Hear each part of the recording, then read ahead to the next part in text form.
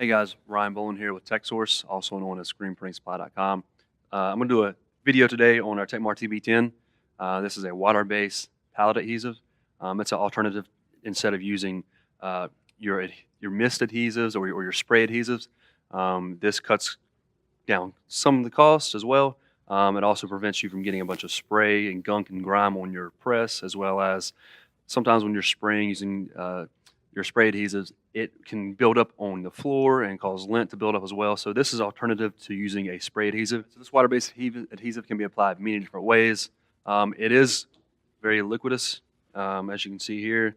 You can pour it from the bucket straight onto the pallet. You can see, but it's got a very thin consistency to it.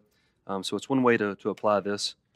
Another way is to pour this into another bottle that's got like a little nozzle to it that you can just slowly squirt it onto the pallet. Then you can go around with your scraper and just scrape it on. Another way to use this water-based adhesive, which is a pretty good simple little hint, is take an old t-shirt that's worn down or something you've test printed on, wrap it up with a bunch of tape, and you can use the same bucket,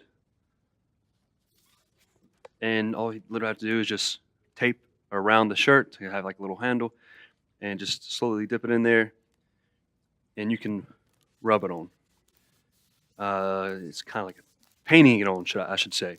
So it's a pretty good tip to use if you're using a water-based adhesive. This obviously it's going to get crusty and hardened over time, but it's still, you can get a bunch of use out of it using a simple little hint when using your water-based adhesive.